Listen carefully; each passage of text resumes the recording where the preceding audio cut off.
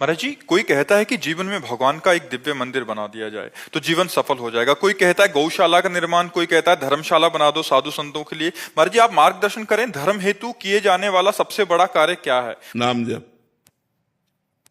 नाम जप सबसे बड़ा कार्य आप पूछ रहे हो ना, तो नाम। बारी मथे घृत होए बरु, सिकता ते बरु तेल, और बिनु हरि भजन न भवतरी, या सिद्धांत अपेल। विनिश्चितम बदामि ते न अन्यथा वचांस में, हरिम भजन ते नरा भवसागर तरंत थे। अगर नाम जप नहीं है तो तुम मंदिर बना लो, तुम दान पुण्य कर लो, फिर तुम्हारा जन्म होगा, 1 करोड़ का मंदिर बनाओगे, 50 करोड़ की व्यवस्था कर देगा ठाकुर, लेकिन ठाकुर मिलने वाला नहीं।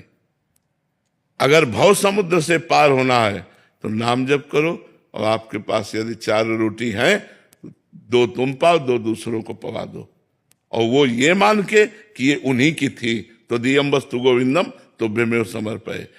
महाराज नृग ने जितना दान किया होगा, शायद किसी राजा ने दान किया हो। स्वयं महाराज ने द्वारिकाधीश से कहते हैं, जब दानियों में चर्चा चलेगी तो मेरा नाम जरूर आएगा। महाराज नृग, और जानते हो क्या बने थे? कुआं का गिरगिट बन करके पड़े हुए थे द्वारिका में। भागवत में पढ़ लेना। जरा से अपराध में पुण्य क्षय होकर के दुर्गति हो जाती है। और नाम जापक जीवन भर वैश्यागमन किया, और अंतिम समय पुत्र के बहाने नारायण बुलाया, तो नारायण नाम से परम पद को प्राप्त हुआ। तो हमारी बात, जहां तुम प्रश्न कर रहे हो, यहाँ शुद्ध शास्त्र अध्यात्म इष्टापूर्त कहते हैं इसे, जिसे आपने कहा। इसे हमारे शास्त्रों में कुआं खोदना, बावली बनवाना, प्याऊ लगवाना, सरोवर बनवाना, औषधालय बनवाना, गौशाला, विविध ये इष्टापूर्ति के अंतर्गत आते हैं। ये सब करो, लेकिन साथ में नाम जप।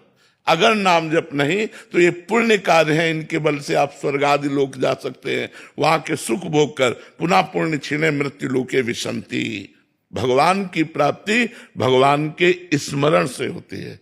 तो मंदिर बनवाना पुण्य का कार्य है, भगवत कार्य है, लेकिन बिना भजन के भगवान की प्राप्ति नहीं होगी। आप फिर आओगे, बहुत बढ़िया महल तुम्हें मिलेगा और 50 करोड़ रुपया मिलेंगे, क्योंकि आपने मंदिर बनवाया, लेकिन भगवान नहीं मिलेंगे। मिले ही न रघुपति बिनु अनुरागा, किए कोटि जप जोग विरागा। बिना भगवान प्रेम के नहीं मिलते। हरि व्यापक सर्वत्र समाना, प्रेम ते प्रगट होए मैं जाना। ये पक्की बात समझ। और प्रेम प्रकट होता है भजन से, और प्रेम से भगवान प्रकट होते हैं। भगवान की प्राप्ति ही जीवन का परम लक्ष्य है। इसलिए जो करो, तुम्हारे पास भगवान ने रुपया दिया है, मंदिर बनवाओ, औषधालय बनवाओ, गौशाला खोलो, नाम जप करते हुए, भगवान का चिंतन करते हुए, और ये मानकर कि भगवान की दी हुई वस्तु भगवान को दे रहे हैं, मेरा उसमें कोई हक नहीं, ये तो भगवान की वस्तु। तो इससे भगवत प्राप्ति हो जाए। केवल पुण्य करेंगे तो क्या होगा? स्वर्ग आदि लोकों को जाओगे। पुण्य छिड़े मृत्यु लोक के विसंति, पुनः मृत्यु लोक में जन्म होगा। तो ये तो कोई ज्यादा खास बात तो यही तो, इसीलिए इसका कोई महत्व नहीं है। एक नया स्वप्न जैसा देख लो, 1000-2000 वर्ष का, और बस फिर आकर के मृत्यु लोक में क्या बनना पड़ेगा। महाराज नहुष देव राजेंद्र की पदवी पर बैठे और पुण्य क्षीण हो गए, सची माता के प्रति गलत भाव कर लिया, तो अजगर की योनि में आके जन्मे थे। महाभारत में पढ़ के देख लो। सीधे इंद्र पद से ट्रांसफर हुआ अजगर योनि में। एक राजस्वी यज्ञ में एक चीटा एक छोटा सा दाना चावल का लेके बड़ी मेहनत से जा रहा था। 3 टांगे थी, एक टांग टूट चुकी थी। तो अर्जुन जी की दृष्टि पड़ी, प्रभु से कहा, प्रभु राजस्वी यज्ञ में सब चकाचक हो रहा है, एक चीटा बेचारा कितना कष्ट पा रहा है। तो बोले, पता है 14 बार इंद्र बन चुका है।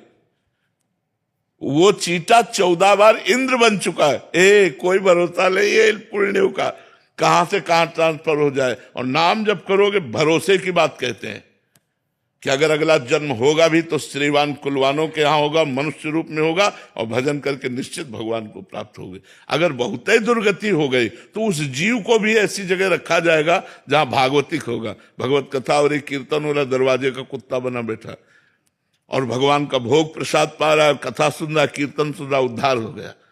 तो भगवान के नाम के सिवा हमें तो और कुछ उपाय नहीं। कलयुग केवल नाम आधारा, केवल नाम आधारा।